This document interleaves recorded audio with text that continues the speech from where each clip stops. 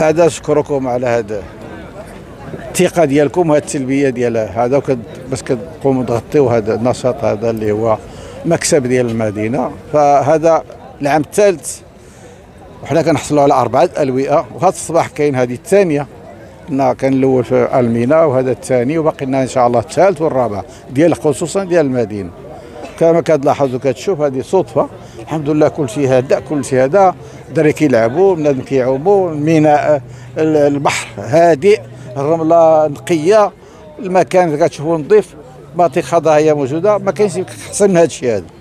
الور الواحد الزوير ديالنا اللي كيزوروا هذه المدينه كيعرفوا راسهم عندهم ضمانات لان يجيو وليداتهم، واهم حاجه عند الواحد هو ولادو. الا زعما هو مامن وليداته يكونوا مثلا واحد المكان نقي ونظيف اللي ما يتصابوا حتى بشي مرض، هذا هو الهدف ديالنا. هذا هو، حنا ما عندناش شي حاجه، خصنا السياحه نقويوها، وباش نقويوها هو بهذه المسائل بحال هذا الشكل هذا. الحمد لله كتشوف حنا بعض الاحيان كيفوق التوفقات ديالنا بواحد 3 ولا 4 مرات، واخا كنعياو نحصيو كنقولوا المره ندخلوا قدا، داكشي كيولي مثلا اكثر من داكشي اللي كنقدروا.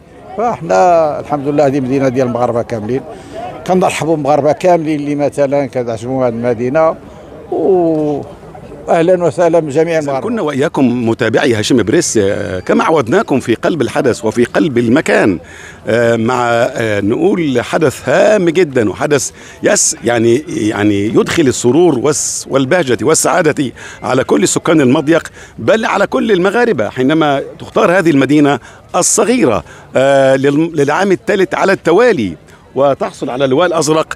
وهذا له دلالات كثيره، النظافة والأمن والأمان وفرص الاستمتاع الكثيرة. ومن ثم دعونا يعني نرسل بالأصالة عن نفسي وأيضا نيابة عن أخويا إسماعيل المخرج والمصور الرائع جدا، نرسل رسالة شكر وتقدير للسادة المسؤولين عن هذه المدينة الذين يعملون بجد واجتهاد ليل نهار ليخرجوا لنا هذه الصورة الرائعة، وفي النهاية تحصل مدينة المضيق الرائعة الجميلة على هذا التكريم وعلى السنة الثالثة على التوالي. فلهم كل الشكر ولكل الأجهزة التي ساعدت ودعمت وساهمت في استمرار هذه اللوحة البديعة الجميلة للمضيق الرائع.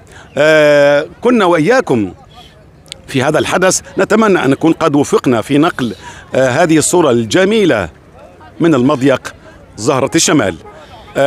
كان معكم رزق المدني، ومن خلف الكاميرا الرائع أخونا إسماعيل وصديقي إسماعيل الهاشمي. أهلا وسهلا بحضراتكم.